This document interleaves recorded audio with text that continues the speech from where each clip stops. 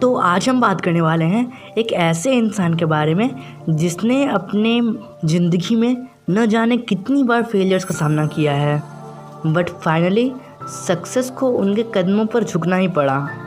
सो हाँ, आज हम बात करने वाले हैं जैक मा के बारे में। इनका जन्म 15 अक्टूबर 1964 को चाइना में हुआ था।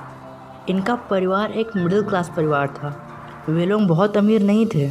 बचपन से ही जैक पढ़ाई में काफ़ी कमज़ोर थे और उनका खास लगाव इंग्लिश से था और उनको बचपन से ही इंग्लिश सीखने का बहुत इच्छा था, बहुत मन था उनका।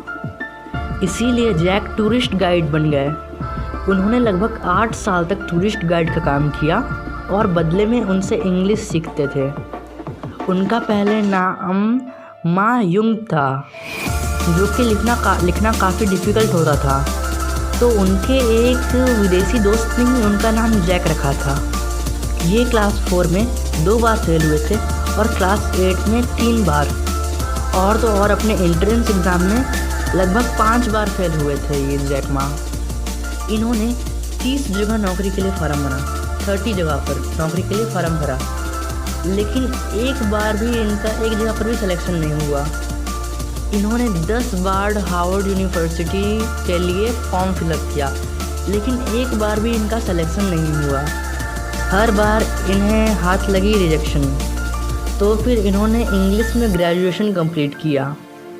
एक बार एक होटल में ये जॉब के लिए गए और जितने भी थे सबका सिलेक्शन हो गया, बस इनको छोड़ के बाकी सबका सिलेक्शन हो गया। एक बार पुलिस की नौकरी के लिए 5 लोग गए, उसमें से एक जैक मा भी थे।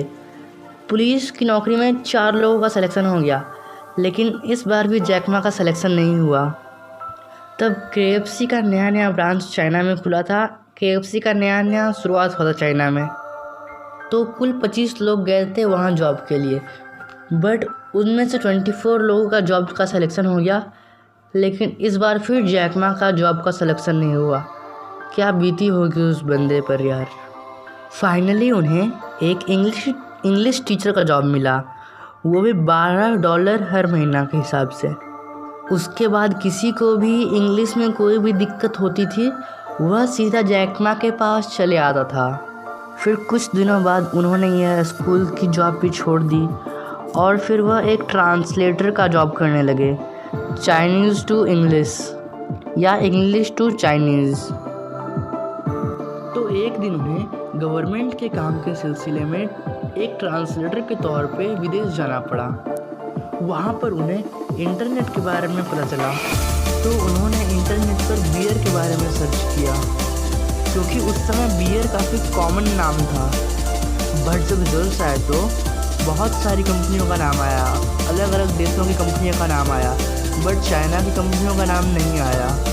तो यहाँ पर उन्हें काफ़ी अच्छी अपॉर्चुनिटी दिखी इंटरनेट बिजनेस की। तो वो वापस चाइना आके अपने दोस्तों को इसके बारे में बताए कि वो इंटरनेट पर चाइना मार्केट के लिए कुछ करना चाहते हैं। लोगों ने कहा, तुमको कंप्यूटर चलाना तक नहीं आता और तुम इंटरनेट मार्केटिंग करोगे। लोगों ने कहा, ये ऑनलाइन बिजनेस करना तुम्हारे लिए बहुत मुश्किल होगा। लेकिन जैक मा ने अपनी जमा पूंजी की मदद से एक पेज बनाया और उसका नाम चाइना येलो पेज रखा। उस पर काफ़ी अच्छा रिस्पॉन्स आया, लेकिन पैसे इकट्ठा नहीं रहने के कारण, पैसों की कमी के कारण उन्हें ये बंद करना पड़ा। उन्होंने फंड रेज करने की काफ़ी कोशिश की, लेकिन कोई उनका मदद करने के लिए तैयार नहीं हुआ। कोई इसमें अपना पैसा इन्वेस्ट करने के लिए तैयार ही नहीं हुआ। तो जैक मा ने वापस नौकरी शुरू कर दी, लेकिन अपने इस आइडिया पर काम करना नहीं छोड़ा। उन्होंने $3000 का लोन लेने का ट्राई किया। वह 3 महीने तक बैंक के चक्कर काटते रहे और फिर बैंक वालों ने उनका लोन रिजेक्ट कर दिया। कोई भी इस प्रोजेक्ट में इन्वेस्ट करने के लिए तैयार नहीं था। लगभग 5 साल के मेहनत के बाद जैक ने अपनी टीम बनाई और आदमियों को इसमें इन्वेस्ट करने के लिए कन्विंस किया, और 1999 में जैक मा ने $50,000 के साथ अलीबाबा कंपनी की स्टार्टिंग की। ये एक ई-कॉमर्स बिजनेस प्लेटफॉर्म है, एक ऑनलाइन B2B प्लेटफॉर्म। पैसे की बहुत दिक्कत आई, कोई इसमें इन्वेस्ट करने को तैयार ही नहीं था। वो इसके इन्वेस्टर ढूंढने के लिए सिलिकॉन वैली भी गए, लेकिन वहाँ भी उन्हें निराशा हाथ लगी।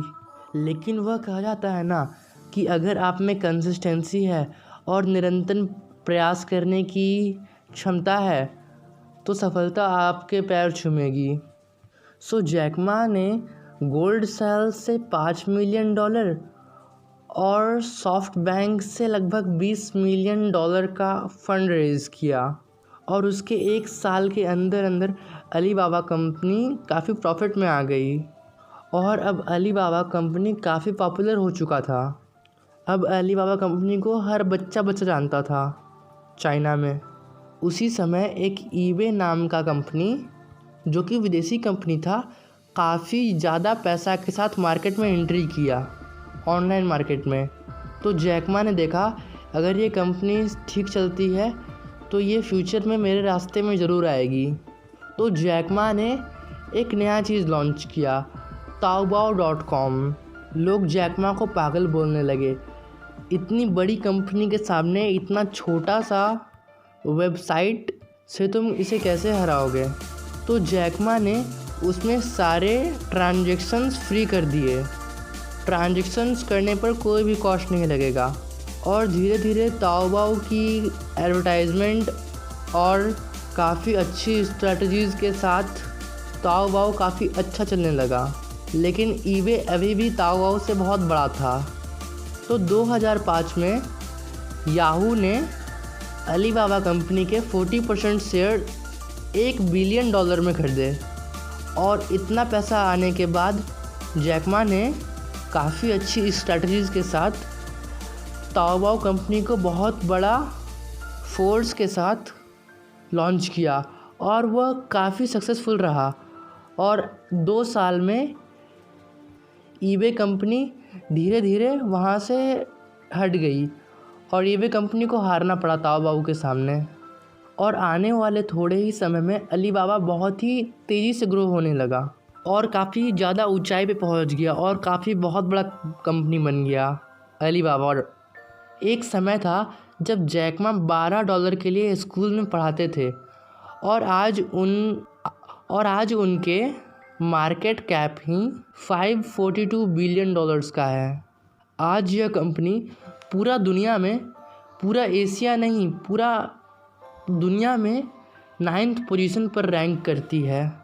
जैक मा का यही दृढ़ संकल्प, कभी हार न मानने वाला क्वालिटी उन्हें बाकी सबसे अलग बनाती है। जैक मा का कहना है कि अगर आप कोशिश करना नहीं छोड़ते तो आप तब तक लिए नहीं हारते। अगर आप कोशिश करना बंद कर देते हो, आप उस मोमेंट पर हार जाते हो। आपकी हार तब नहीं होती जब आप हार जाते हो, आपकी हार तब होती है जब आप कोशिश करना बंद कर देते हो। अगर आपको यह वीडियो पसंद आया है तो इस वीडियो को लाइक करें, अगर पसंद नहीं आया है तो डिसलाइक करें और अपने फ्रेंड सर्कल में शेयर करें। Thank you for watching this video and please don't forget to subscribe our channel.